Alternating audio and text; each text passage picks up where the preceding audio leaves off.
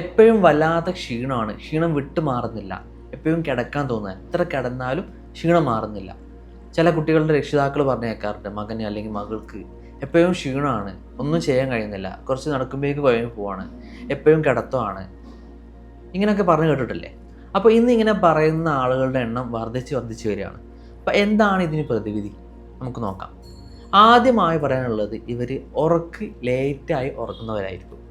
ഒന്നെങ്കിൽ അവർ പഠനാവശ്യത്തിനോ അല്ലെങ്കിൽ മറ്റെന്തെങ്കിലും ആവശ്യത്തിനോ അല്ലെങ്കിൽ മൊബൈൽ ഫോൺ അഡിക്റ്റ് ആയിട്ടുള്ള ആളുകൾ മൂവീസോ സീരീസോ അല്ലെങ്കിൽ വല്ല ഗെയിംസും കളിച്ച് നേരം വൈകി ഉറങ്ങുന്ന ആളുകൾക്ക് അവർക്ക് ശരീരത്തിൽ വേണ്ട രൂപത്തിലുള്ള മെയിൻ്റെനൻസ് നടക്കാതെ വരികയും അതിൻ്റെ ഭാഗമായിട്ട് ശരീരം കിടക്കണം, റെസ്റ്റ് വേണം എന്നാവശ്യപ്പെട്ടുകൊണ്ടിരിക്കുന്നതിൻ്റെ ഭാഗമായിട്ട് അവർക്ക് പകൽ സമയത്തും എന്തെങ്കിലും ചെയ്യുമ്പോഴൊക്കെ ക്ഷീണം അനുഭവപ്പെടും. അപ്പോൾ അവർക്കുള്ള പ്രതിവിധി എന്താണ്? രാത്രി നേരത്തെ ഉറങ്ങുക എന്നുള്ളത്, അല്ലേ? അതുപോലെ തന്നെ പലരും ചെയ്യുന്ന മിസ്റ്റേക്കാണ് ഇങ്ങനെ ക്ഷീണമുള്ള ആളുകൾക്ക് ഒരുപാട് ഭക്ഷണം കൊടുത്തുകൊണ്ട് ക്ഷീണം മാറ്റാൻ നോക്കുക എന്നുള്ളത്. അപ്പോൾ നമ്മളിവിടെ മനസ്സിലാക്കേണ്ടത്, ക്ഷീണത്തിന് ഒരിക്കലും ഭക്ഷണം കൊടുക്കല്ല വേണ്ടത്, ക്ഷീണത്തിന് റെസ്റ്റ് എടുക്കാൻ വേണ്ടത്. വിശപ്പിന് ഭക്ഷണവും ദാഹത്തിന് വെള്ളവും ക്ഷീണത്തിന് റെസ്റ്റുമാണ് നമ്മൾ എടുക്കേണ്ടത്. ഇനി രാത്രി നേരത്തെ ഉറങ്ങുന്നുണ്ട്, അവർക്ക് ക്ഷീണം മാറുന്നില്ല, അങ്ങനത്തെ ആളുകളുണ്ട്, അല്ലേ?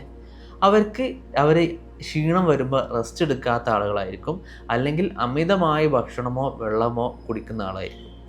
അമിതമായ ഭക്ഷണം കഴിച്ചാലും അമിതമായ വെള്ളം കുടിച്ചാലും ഇത്തരത്തിലുള്ള ക്ഷീണം അനുഭവപ്പെടും. കാരണം ശരീരത്തിൽ വേണ്ട രൂപത്തിലുള്ള മെയിൻ്റെനൻസ് നടക്കാനുള്ള സമയം അനുവദിക്കാതെ തുടരെ വിശപ്പ് വരാതെ സമയം നോക്കി ഭക്ഷണം കഴിക്കുന്നവർക്കൊക്കെ ഇങ്ങനെ അനുഭവപ്പെടാറുണ്ട്. എപ്പോൾ നമ്മൾ ചിന്തിച്ച് നോക്കുക, നമ്മുടെ കുട്ടികൾക്ക് ഇങ്ങനെ ക്ഷീണമുള്ള ആളുകൾക്ക് നമ്മൾ ഒരുപാട് ഭക്ഷണം വാങ്ങിക്കൊടുത്തുകൊണ്ട് കാര്യമുണ്ടോ എന്നുള്ളത്? ഇല്ല. അവരോട് നേരത്തെ തന്നെ ഉറങ്ങാൻ പറയാം. ഉറക്കത്തിൻ്റെ സമയം പറയുന്നത് രാത്രി 9-നും 10-നും ഇടയ്ക്ക് ഉറങ്ങിയ ശേഷം 10 മണി മുതൽ 3 മണി വരെ കറക്റ്റ് ഉറക്കം കിട്ടുകയും 3-ൻ്റെയും 5-ൻ്റെയും ഇടയ്ക്ക് ഉണരുകയും ചെയ്യണം എന്നുള്ളതാണ്. ഇപ്പോൾ പലരും 3 മണിക്കാണ് ഉറങ്ങാൻ പോകുന്നത് തന്നെ. അപ്പോൾ അവർക്കൊക്കെ കടുത്ത ക്ഷീണവും പ്രയാസങ്ങളും കാര്യങ്ങളൊക്കെ ഉണ്ടാവും. പെട്ടെന്ന് ഏജ്ഡ് ആവുക, അങ്ങനത്തെ പല പ്രയാസങ്ങളും അവർക്കുണ്ടാവും. അപ്പോൾ നേരത്തെ തന്നെ ഉറങ്ങുക, നേരത്തെ എഴുന്നേൽക്കുക. പിന്നീട് 5 മണിക്ക് ശേഷം ഉറങ്ങാതിരിക്കുക. 5 മണിക്ക് ശേഷം ഉറങ്ങുന്നതും പല അസുഖങ്ങളിലേക്ക് നയിക്കും.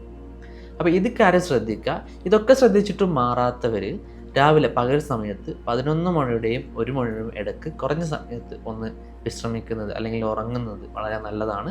ഈ സമയത്ത് ഉറങ്ങുന്നത് ശരീരത്തിന് കൂടുതൽ ഊർജം പകരാൻ സഹായിക്കും. പല മതങ്ങളിലും ഇതിന് കൈലുലത്തുന്നും അതുപോലെ തന്നെ മറ്റു പല പേരുകളിലായിട്ട് അറിയപ്പെടുന്നുണ്ട്.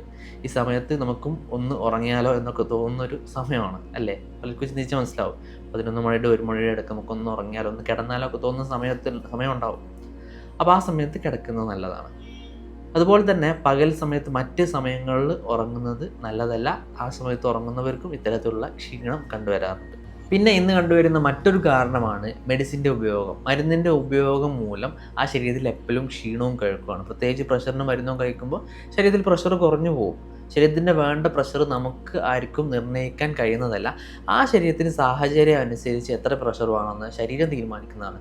നമുക്ക് ക്ഷീണം ഉണ്ടെങ്കിൽ നമ്മൾ റെസ്റ്റ് എടുക്കുമ്പോൾ ആ പ്രഷർ നോർമലായി വരികയും ചെയ്യും.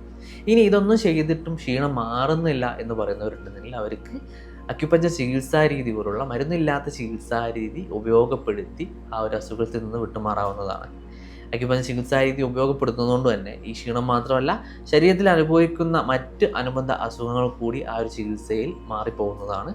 അപ്പോൾ അസുഖത്തെക്കുറിച്ച് കൂടുതൽ മനസ്സിലാക്കാനും ആരോഗ്യത്തെ മനസ്സിലാക്കി മുന്നോട്ട് പോകാനും കഴിയട്ടെ എന്ന് പ്രാർത്ഥിച്ചുകൊണ്ട് നിർത്തുന്നു. Thank you.